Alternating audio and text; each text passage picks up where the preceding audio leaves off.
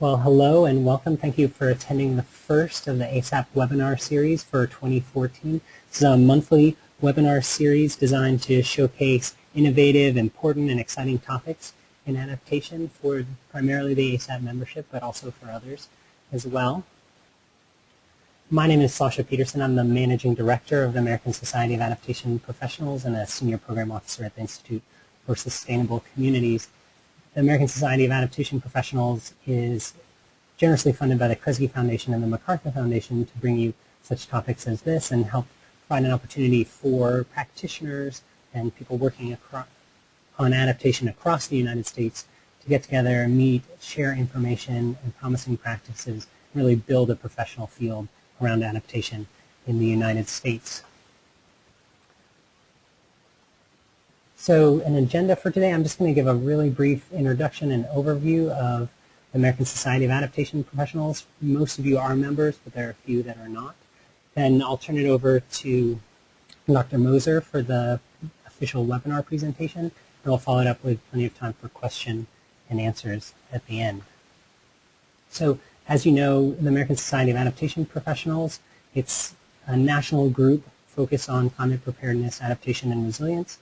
We currently have a little over 200 members nationally. About 40% of those are from the nonprofit sector, 35% are from state, local, federal, and tribal government, 22% are from academic institutions, and 17% are from the private sector.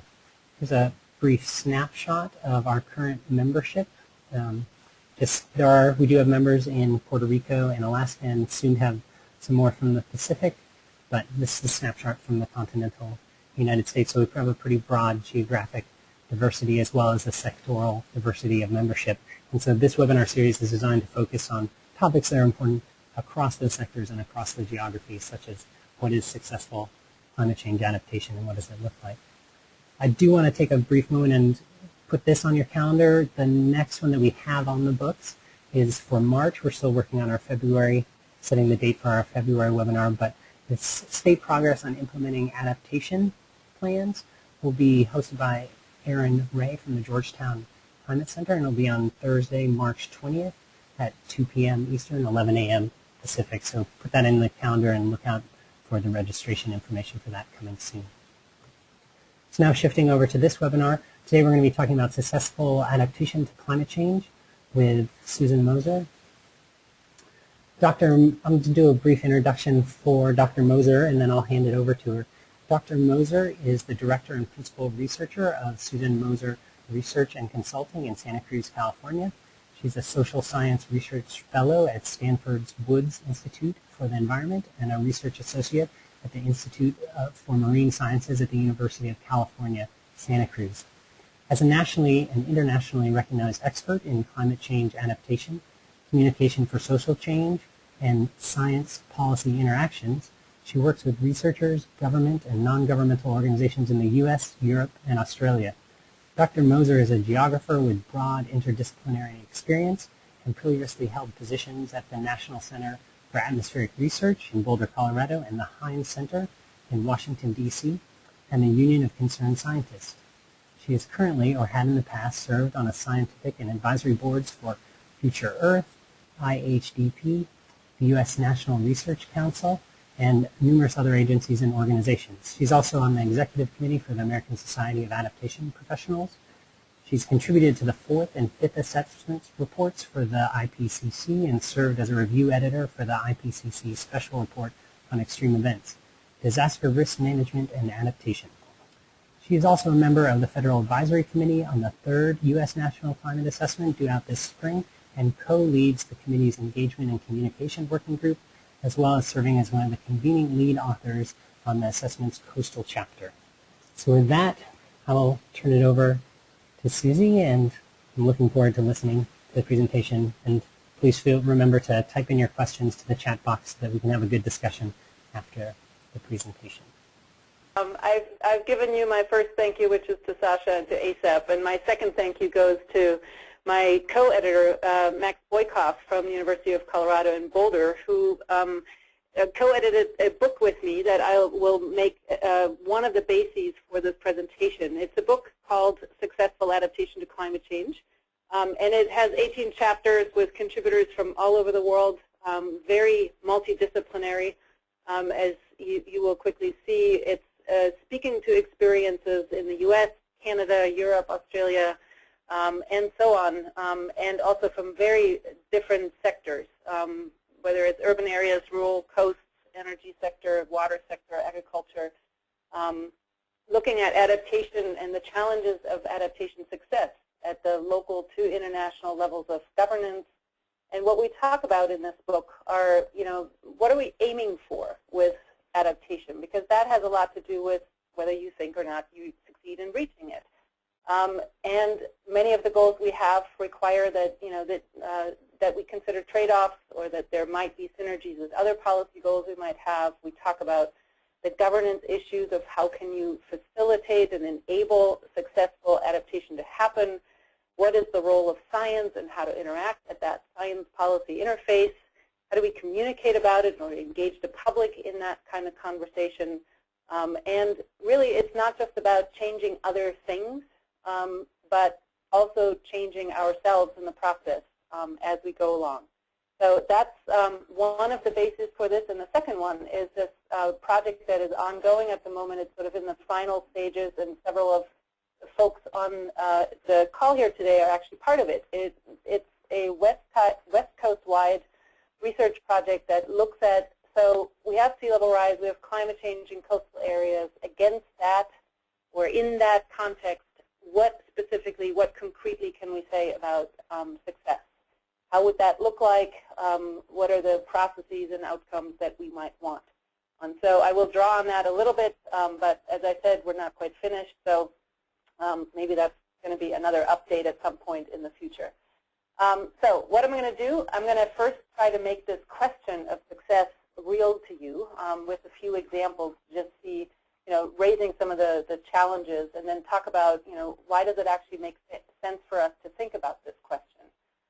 What are some different dimensions of success that we need to be aware of, and then take it really into this context of California, coastal California, and what implications that might have for the way we do science and work together with people who make decisions. And then there's going to be hopefully some time left for questions and answers, and I'm more than happy to answer emails or something afterwards. So let's start right here with this first, just as an image of success that you might want to think about.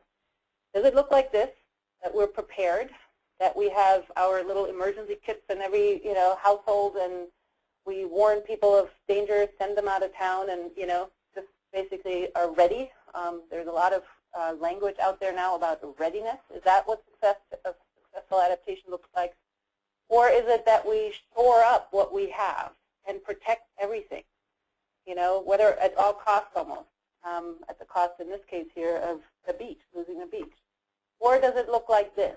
Fancy technology that will save us, bring water to areas where it doesn't go, and live with water, stop the water from going where we don't want it. I mean, just as an example. Or does it look much more, organic and natural and working with nature, new and old technology embedded, as you can see it here, from permaculture to solar power, renaturating our floodplains and, growing organic food? Is that sort of your version of success? Or is it a kind of a defiance where no matter what happens, we're going to raise that American flag, and the day after Sandy, we have Wall Street back online? Is that how it is? Is that success? I love this quote here, which Max and I used in our book, The Science of Adaptation. There's no revenge like success. This is with a picture there of folks rebuilding after Sandy. So, maybe it's a kind of a revenge that comes out. Or, here another example from California, where people are noticing that the climate, the ideal climate for our amazing wine, is changing. And because it's getting too hot in some areas, people are now moving into forested areas and rate them down and try to put the vineyards into those areas. And as you can see, a lot of people don't particularly like that. So, it might be success for some, but others might be losers in response to what we do. So is maybe then the answer this, that at least we all get around the table and talk and we plan right, and we work together, and we find consensus. Is that success? Or is it that we just live with it? We kind of just cope with it and do the best of it. We notify people, you know, there's salt and water going to corrode your car, you know, you're liable to flooding, things are going to burn, make your, you know, boiled egg on the car, whatever, where it gets hot. I mean, is that sort of, you know, how we think about success? Well, I guess that raises a lot of really tough questions. How much can science actually help with that, as opposed to this is just whatever you think is right or I think is right or whatever we can politically maneuver through? At what level of scale should we think about this? Is it just all local? Or is it when the nation is resilient, whatever that means? And how much then do we need to integrate, as this example with the wine in the forest illustrates, how much do we integrate across sectors, policies, programs, across scales, whatever, and how do we address those trade-offs? What are the mechanisms for that? When should we declare success? Is it after we pass that plan, after we complete one project, or in 30 years from now? How much is it about the process of getting there versus just doing the next thing and the next thing and the next thing? Or maybe however we like the coast to look like, however we like the water sector to look like, agriculture, energy, whatever, you name it. So that's, you know, those are some important questions to raise. And then there is the one that I saw Will Travis online here. He actually gave me that idea. I want to acknowledge him. He said something, you know, the best adaptations are going to be those that you don't even see. So is that success? Or, you know, in that case, then maybe you know, a seawall would be a really bad idea. Building it into everything we do, maybe that is what we need to accomplish. And then, of course, the question, how should we measure it? What should we measure? And who gets to say? Is it the government? Is it the people who live with it? Or, you know, the private sector? Whatever. Who is it? Right. That's why we're doing this project. That's why we wrote the book, and that's why we're doing this project at the coast of California. So let me then turn to, you know, sort of as a launch pad, as why is it actually useful to think about these questions? Well, one of the reasons for it is that it helps with communication and public engagement.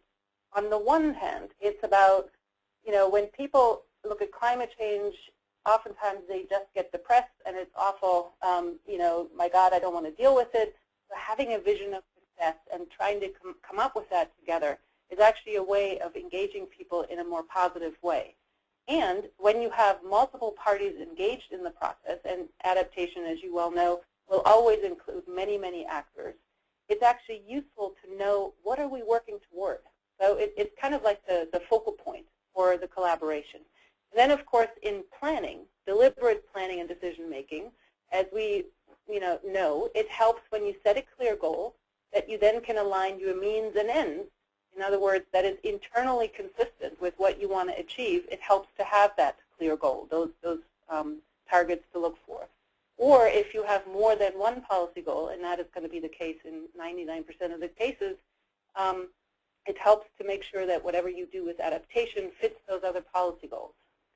And then there's, you know, the very pragmatic reason that very often adaptation is going to cost some money, and you have to go in front of a board, in front of a commission, in front of an assembly, and you have to justify that you want to spend that money. Well, they're not going to give you that money unless you tell them what it's good for.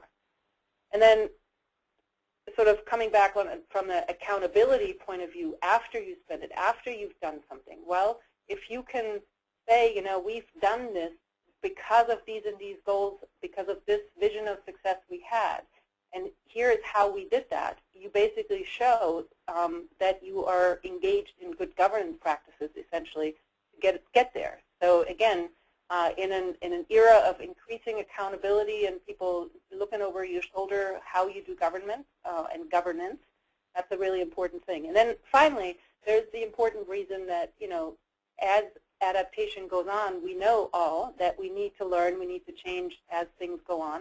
So how do you best support that?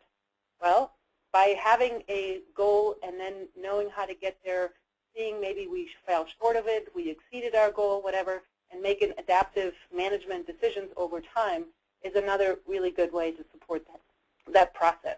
And I want to just say we recognize that there are lots of political sensitivities for putting out, a vision of success. What if you don't meet that?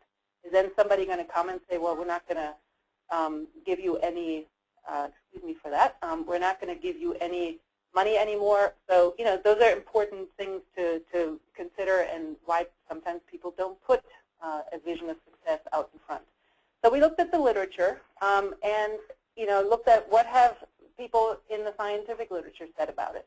And what you see here is that there's a body of literature that really looks at the adaptation process. What is a good adaptation process? How do you set that up? What are the conditions for that? There's a body of literature that looks at adaptation decisions. What is a good option and how do you assess what is a good option, and then how do you make a good decision about that option? And then finally there is, the question of adaptation outcomes. Do we like the outcomes in the end? Or if we can't say that, can we at least avoid making things worse? There was a first wave basically in the 90s and early 2000s that focused mostly on the first two of these. And more recently, essentially since the fourth assessment, you find more literature that focuses on the latter. But now come the complications. Things aren't quite so simple. And the first complication arises from the fact that we don't all agree on what adaptation actually means, and therefore what it should aim for, who should be involved, and which trade-offs you would consider. So let me give you 3 examples of typical interpretations, if you will. One is what we call the structural interpretation, that essentially is focused on infrastructure and on protecting what we got. Right here, I'll just give you the coastal example where a seawall or riprap, whatever, is there to protect our coastal communities. If you take the vulnerability interpretation, that one is more about, some people are more socially vulnerable than others, and we ought to particularly focus our adaptation on those and enable them to be able to become more resilient, be able to cope better with things, and in the end, create a better world for all. So if that's your goal, to create a better world, that's not keeping what we got. And you have different people around the table. You've got different goals, different trade-offs, and just that will make all the difference to how you interpret it. And then finally, this one is one that's, the word resilience means just about as many things to us all as, there's just as many interpretations of that as of the meaning of adaptation itself. In the scientific community, often the focus is on large-scale social ecological systems and that they thrive and persist over the long term. Now, if that's the case, again, you might actually tolerate smaller disturbances like small disasters, in other words, but you might not, and you might do different things that is good for both nature and human communities in order to make them persist. So again, the issue that you have very different goals depending on what you mean by adaptation. And then the complications continue. There are some really pragmatic and common challenges to evaluation. The pragmatic ones are that very few projects, as you well know, in this country or elsewhere, set clear goals or establish a baseline.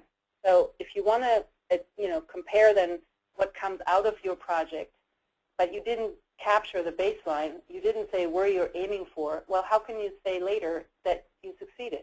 It's a lot of hand-waving, but you could, you can say it's much more difficult to defend. Let's put it that way. Very few projects are far enough along to be assessed. Many of them, as you know, are just in the very early stages, lots of planning going on.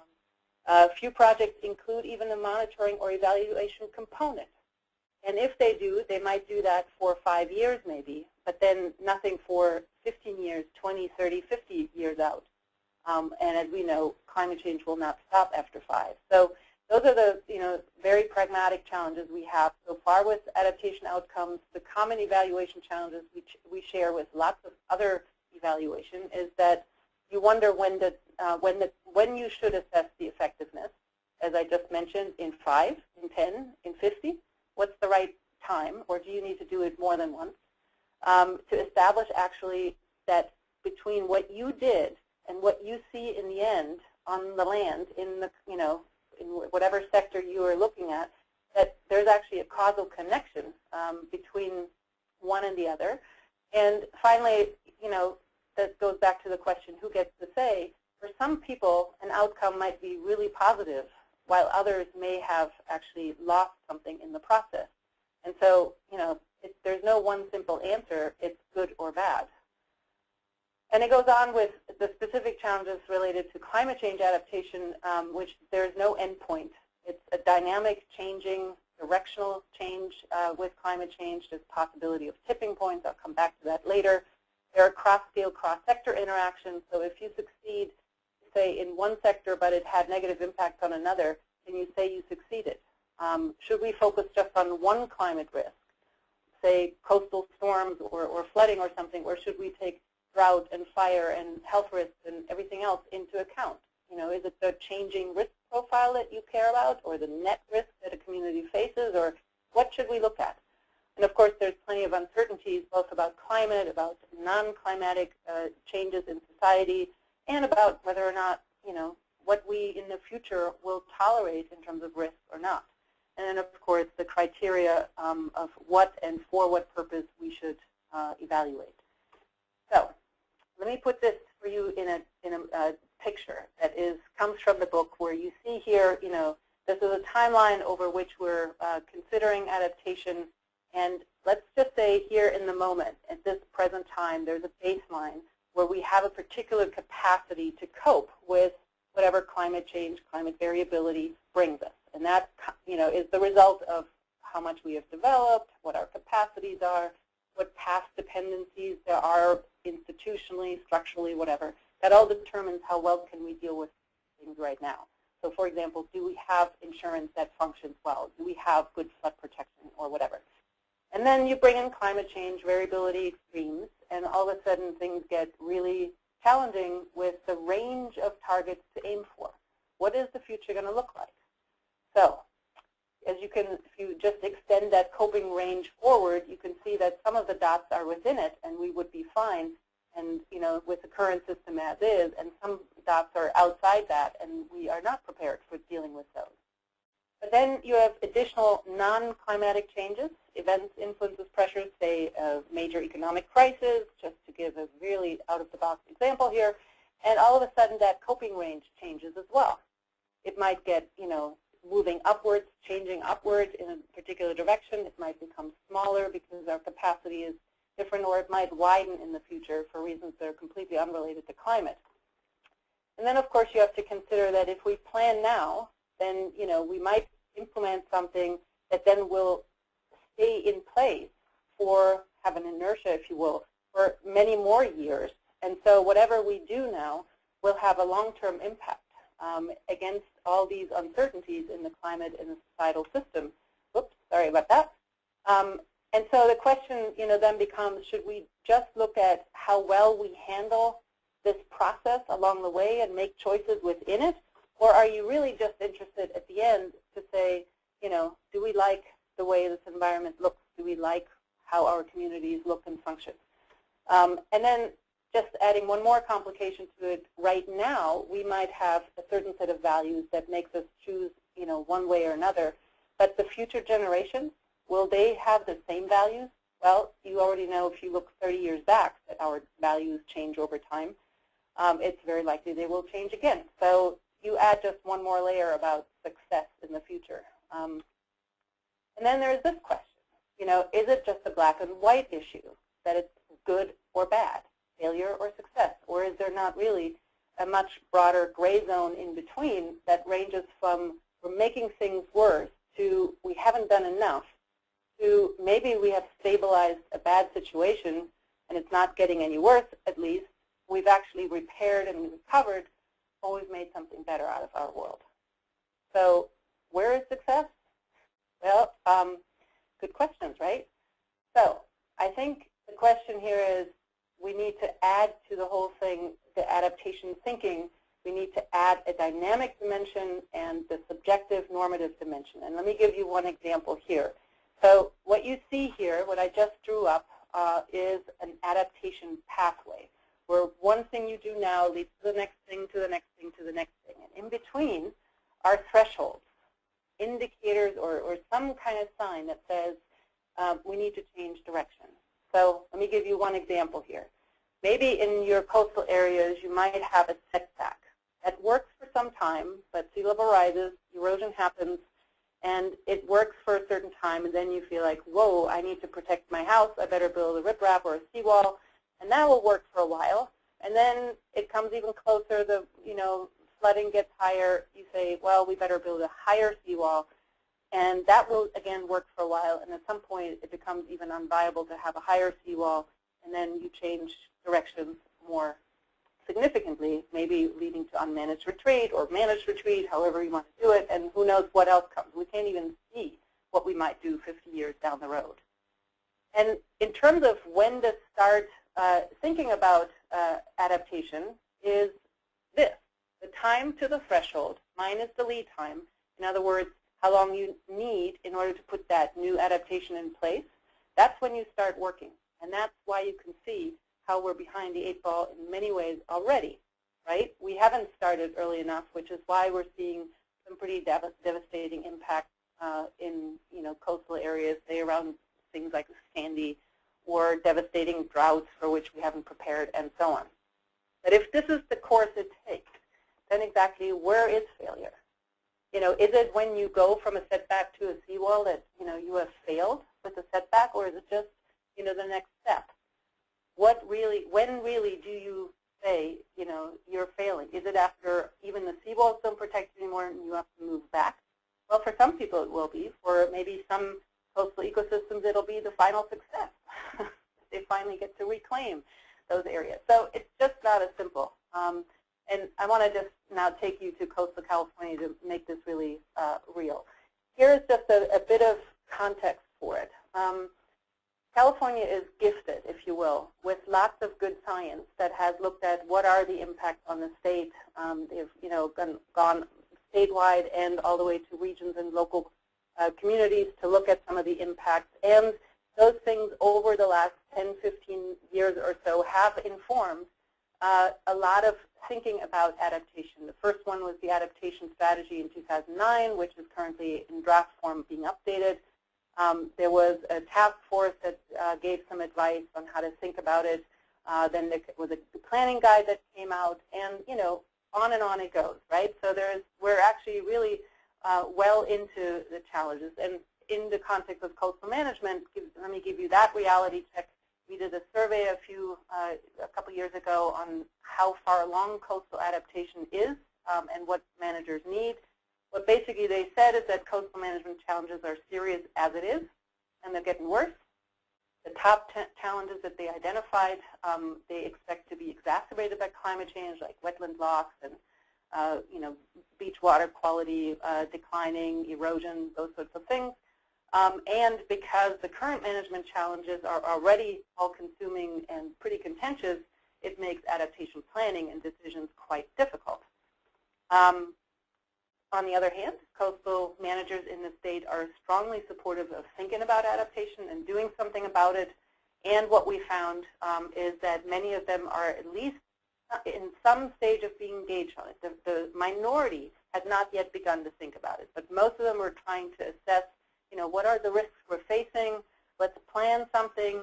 And then a few folks, 11%, said they're implementing some action on the ground.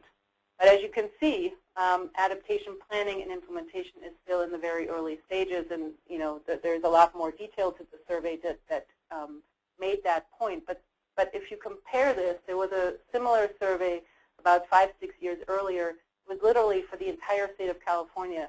You could count on one hand how many communities or counties had started, and now the picture is this, that most of them actually are in some way engaged in thinking about it, planning for it, or actually doing something about it. And this is confirmed with a wider survey that is for all local communities in the state. There's an uptick of local jurisdictions doing plans, climate action plans, but most of them are not yet exclusively dealing with adaptation. Most folks don't have the staff capacity to actually deal with these sorts of things. And the key issues that prevent them is lack of financial resources, both for planning and implementation, and limited staff capacity.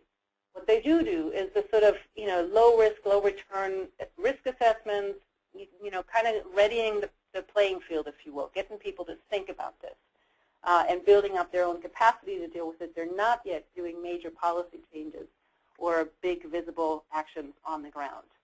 But there is emerging adaptation leadership, and that leads me then to this workshop that we've been doing and who we invited. So at the local level, there's a whole number of communities that are, that have begun to develop their own plans or are implementing actions. There are emerging, and this is a really interesting phenomenon, as you can see with these red circles here, regional consortia that are emerging because communities are basically saying, we can't do this on our own. Every one of us spending the same amount of money to do risk assessments, and we can't just plan and implement something without talking to our neighbors. And so they are building these regional collaboratives. There's one around the Bay Area, San Diego, in the LA area, forming in the Sacramento area, and you see several others, Monterey, and so on and so forth. And they now have actually a collaborative of collaboratives, if you will, a regional collaborative for climate adaptation, which is a really interesting phenomenon that is supported by the state, which is continuing to support assessments, doing the adaptation strategy. There's lots of different guidance coming out from coastal agencies. That's what I'm focusing on for this talk anyway. And the Governor's Office of Planning and Research is supporting this ARCA alliance. And then there is West Coast-wide collaboration. The federal agencies are involved, which is a big push in some areas, and of course NGOs and universities. So it's from those folks working on the state, having some experience with adaptation already, that we pulled together a workshop of practitioners. We interviewed them beforehand, and then we brought them together, maybe 30 or so folk, where we looked at some case studies, had group discussions, small breakouts, really interactive work and evaluations, and we're now in the process of synthesizing that. And so for the rest of this, I will tell you a little bit about what they said and what we've come up with. So the first answer that we actually get from most of the practitioners when you ask them what success looks like is this: I don't know, and laughing, sort of embarrassed. It's actually their question that led us to the project in the first place. But most of them actually haven't thought about it much, and most of their projects and efforts started from not a vision of success. If anything, that has emerged over time, but people are desperate to know what that is. And so that's why they all came, and then had actually lots to say. And basically, I'll just summarize this here in the shortest way to say some of the success is simply in building the capacity, getting to a place where you can start from. I mean, if that's sort of where, that fits very well with the survey that I mentioned before. And many said, the most important thing that I care about is that something gets done, just something. Others were more focused on saying, well, it all matters how we go about it, how we set up stakeholder engagement in the planning process, and how we bring the science in. And many of them repeatedly, and I would strongly support that from my own observation, it depends a lot on the people who are involved. Those people who are involved, the mindset of the people who get involved, who are leading the process, that is really, for me, a great indicator of success. Many others said something about the process, breaking down this overwhelming topic and keeping at it. And then, of course, there's the difficult question of the outcomes, what people wanted to see in the future. One of them I just keep remembering is, I still want to eat oysters. And you can just go on from there, and you very quickly come up with 1,000 things people want, and they're actually more than what we've already achieved. So there's this very implicit recognition that already we're not doing so great, and we want something better in the future. And so we have actually changed, if you think back to that literature review-based graphic that had the 3 sort of blobs, we have changed that as a result of the working with people to look at the adaptation process, the decision-making, and then the implementation of steps, individual steps along the way, and ultimately what comes out of it, whether you still like the coast, if you will. But along the way, you need the capacity for each step along the way. You need appropriate capacity, and that will change over time. The capacity we need now is not the same as you need in 20 years from now. And along the way, you will face different barriers, and if you don't overcome them, you're not going to succeed. So overcoming barriers, building the capacity, that will change over time, and staying vigilant and evaluating that over time, that is sort of the current thinking about the multidimensionality of success. So success is no longer just about having a plan or having a process or, I like my coast. It's all of these things that need to be looked at. And then you do that in the context of a really challenging climate. We need to remember that. The possibility of tipping points, irreversibilities, disruption that will come ever more frequently, things we didn't even think about, surprises, and it's going faster and it's bigger and involves more than we ever thought. And we have to think about longer time horizons because things aren't stable anymore. So how do you become adaptive? And here are some ideas about, building, if you will, adaptiveness into your systems that support ongoing adaptation.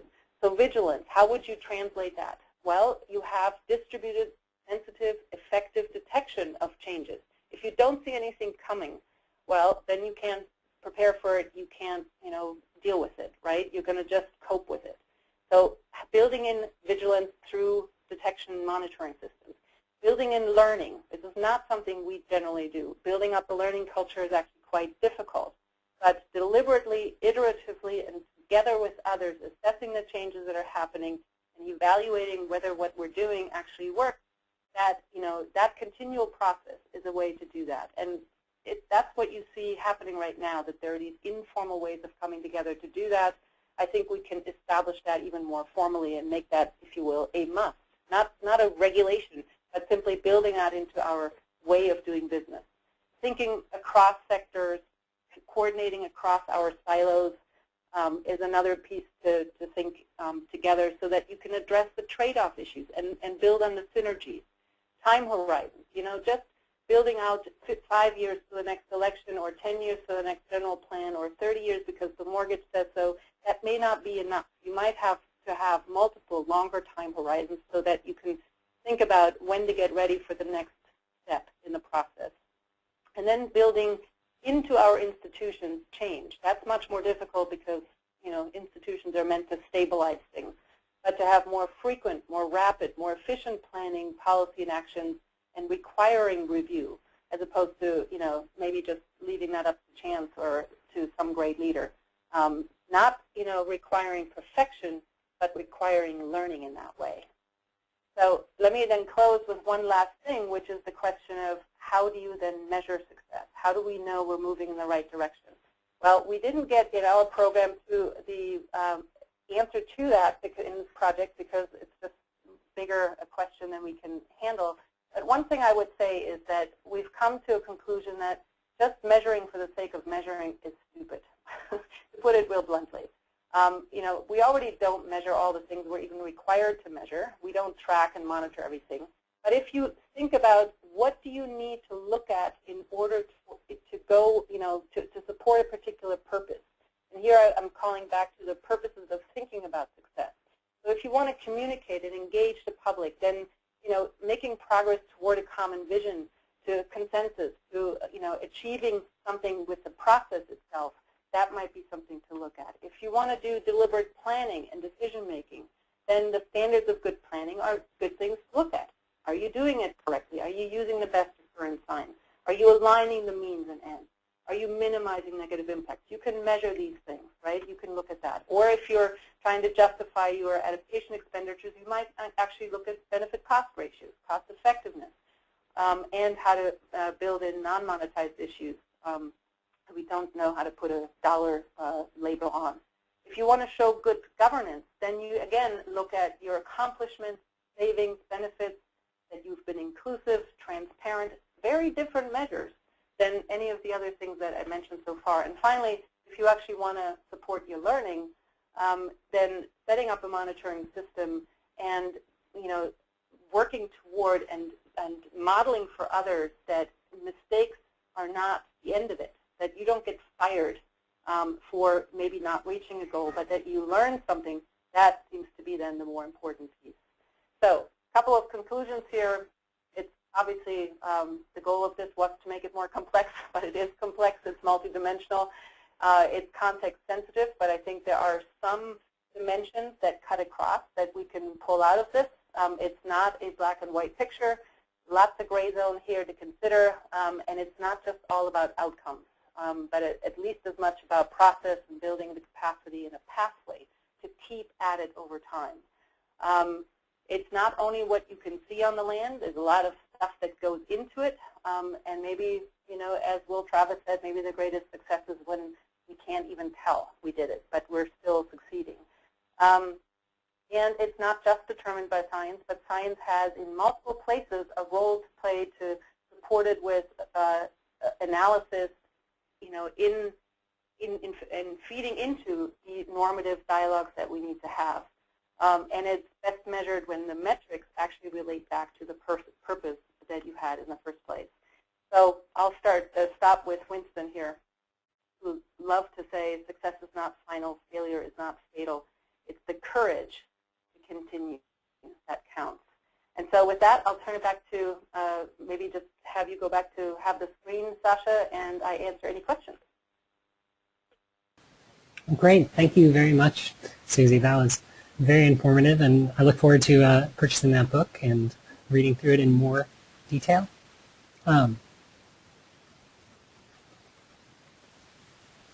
What I'd like to do now is remind people that we do have about 15 minutes, 10 to 15 minutes for questions, and I'm going to use the moderator's prerogative and change the format a little bit, so feel free to either write your question into the chat box and I can field them and pass them along to Susie, or if you want, you raise your hand and I'll be able to unmute you and you can ask your question directly. So we'll do both those options. If you're calling in via phone, you'll need to have entered the PIN. And so if you raise your hand and I see that I can't unmute you, then I'll just send you the PIN and you can type that in and you'll be able to ask your questions. But while people are thinking about that, I just want to ask the first question. So I really like the focus that came out of this work on both the process and the outcome and looking at both sides of those and finding success in each facet of that. And one of the slides you brought up, that modified diagram, we had the 4 categories of progress on adaptation.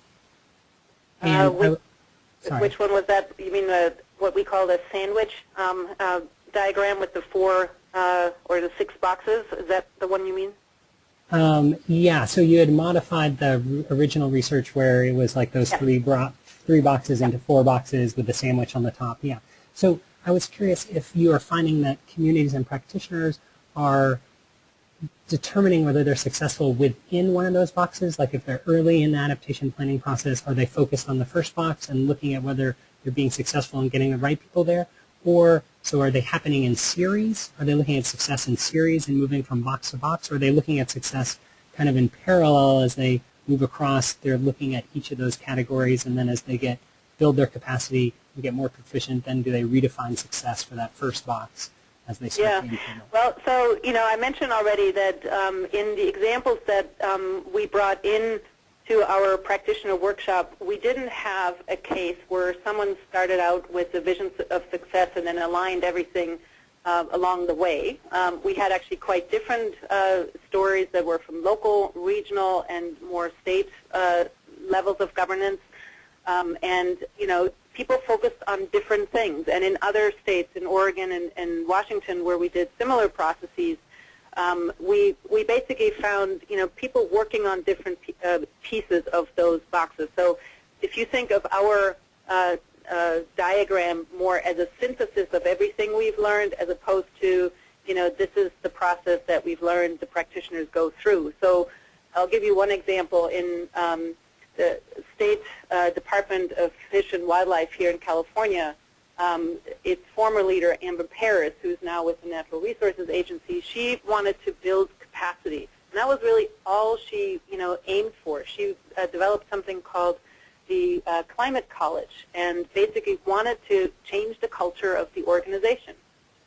She wanted to, get everyone to think about climate change and breathe climate change in everything they do. So it wasn't, focused on having a plan. That was a separate process that they also went through. But that particular effort of hers was oriented toward building capacity up in one place, in that particular agency. And And one of the interesting complications of that, in so many instances, our success measures are when you have a shovel-ready project and you implement it, when you have a plan, a document, when you have a product to show. But when you change people's minds, when you change the culture of an agency, what do you have to show for? That was one of her biggest challenges. How do you communicate that kind of success? The funders, in other words, the state assembly doesn't necessarily think that is success, but that's who she needs to impress on some level. So people were in very different places. Others, local communities, it's just doing the next thing, getting it into the work plan, getting one of those things done in the work plan. It's just the next thing, and they don't think about it so much. Many of them we observed, sort of came to this question of success through the lens of the agency they worked for. So if their mission was, to protect the coast or to restore some piece of the land or whatever, then that's the mission they have in mind. That's sort of what guides them, and all they're focused on is that next thing to do. So people were all over the place. This is more like our summary, and I think we can make an argument that if you don't pay attention to any one of those boxes, you're probably not going to succeed over the long term. Okay, great.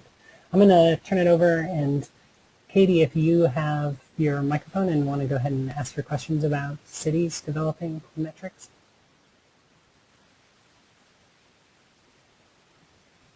All right, that might not be working, so I'll ask it. Katie asked, what are cities lacking when they're trying to identify metrics for success? Well, for the most part, actually, most cities don't do that at all right now. And what you lack is, the ability to actually make a case to either your citizens or your, council or whatever, that you actually are preparing and that you are in a better place than you were before you started the work. So I think, this goes back to the 5 reasons of why you want to do this in the first place, because you want to actually show to people that you are considering this issue, that you are not leaving your city hanging out to dry, that you actually are doing due diligence, if you will. If the typical thing that people do measure is, did we pass the plan? Did we get it in on time? Did we, do it at the least cost? And that's just a very narrow set. And I don't think you can argue necessarily that if you can check that mark in your, achievements, performance measures per se, that you're then necessarily in a, well prepared to deal with the changes that are coming, or for the next storm or whatever. So I think it's really a question of, are the metrics that you are tracking actually helping you tell your story and make a good case that you're doing enough, and helping you see whether you're headed in the right direction. Right. So and I think most of them don't do that right now. Very good. Very good point. Okay, our next question is going to be from Paul Fleming, and Paul, I'll unmute you so that you can go ahead and ask Susie your question. Great. Thanks, Sasha. And Susie, wonderful presentation. I think this is extremely helpful for taking a much more nuanced approach to this really complicated topic. So I don't really have a question as much as just want to thank you for some of the things you said that really resonate with me. And I think about for instance, the emphasis on plans. That may be well and good for a particular agency as a metric for success, but as we well know, plans often become shelf art, and so the emphasis on that, I think, can be really misleading, and as well as the emphasis on the sort of shovel-ready projects you mentioned. Particularly when you talk about the time to threshold minus the lead time is when to start working on adaptation. If the time to threshold is pretty far out and the lead time is very short, you may not need really to be having shovel-ready projects, and it may be better to be focusing on that adaptive capacity so that when it does come time to have to start really working on adaptation, you've built that foundation. So just want to say this is really valuable, and how to how to then sort of talk about this as you did with the media, for instance, which often wants to say, well, what have you done? What have you built differently? It'd be really great to figure out how to get this out there. And I think particularly through ASAP, we ought to be talking this way. When we talk to our electeds and and media and whatnot, is reinforcing the multitude of ways of looking at success. So thanks a lot. Thanks, Paul. This is great. And, I want to just reinforce and maybe make a plug for one thing in particular, which is, in the book, we were already pushing our authors to really get down to reality. Don't just tell me some fancy thing that, you might want to say in the academic literature, but really rub up against the reality of life. And so I think, we've done that quite well, even though, I have no illusion about how many people will read the book, but outside of academia. But in this project with the West Coast, we involved stakeholders in the shaping of the question, in the interviews, in the workshops, in the synthesis, even in the write-up right now. We have several folks from each of the states who will help us to complicate this issue and show the reality of it. And so I think there is something to be said in how we do this collaboration between science and practice. It gets that much more real, it's that much more relevant, and it then has the benefit, as you just said, to actually be useful when you have a result. You can go and use that in the way you now present to your board or council or whatever it may be. So I want to encourage all of us to really think about ways in which we can do this type of research a lot more often. Excellent. So I think we have time for one more question, and Stephen Klein has his hand raised, so I'll let him go ahead and take that question. Hi, Susie. This is Steve Klein from EPA in Corvallis here. Great presentation.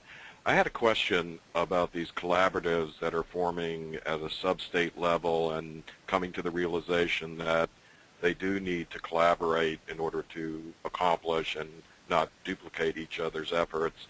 Yep. What role has the state played in kind of acting and furthering that process? In other words, to create the platform to, allow these collaboratives to flourish, but achieve some efficiencies and economies of organization. Yeah, very good question. So the collaboratives originally formed all on their own, if you will. In the Bay Area, in San Diego were the early ones, and then LA formed.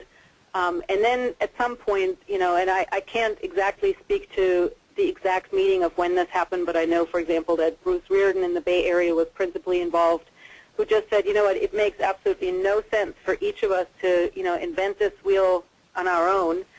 Why don't we get together? And, at that time, there was already Mike McCormick within the Office of Policy and Research, which is in the governor's office at the state level, who said, one of the key roles that the states can play is to support local efforts. And this vehicle, this sort of consortium of regional consortia, this alliance that I mentioned, ARCA, that is a really efficient way of supporting them. And then, to provide maybe information or at least give them a forum. I do not believe, and I may be corrected by someone who knows on the phone, or if this comes back from Mike McCormick to me, I don't think there is money involved where the state actually says, here's the money and go forth and do it in a sort of direct way to this alliance. But I know that every time they get together, they have phone calls on a regular basis, that the state office is involved and sees its role really as, learning from what's bubbling up from below so that they can then align their resources in better ways to support it. So it's pretty informal, if you will, and it's very much driven from the bottom up. But the state sits around that same table now. Well, great. Well, we're out of time for this webinar, so I want to just say thank you again, Susie, for bringing these questions to light and providing a nuanced discussion that hopefully we'll be able to continue through our ASAP meetings and affinity groups and continue to build on the work that you've already done. For ASAP, if you want to keep abreast of these type of conversations, please go to our website. Muted.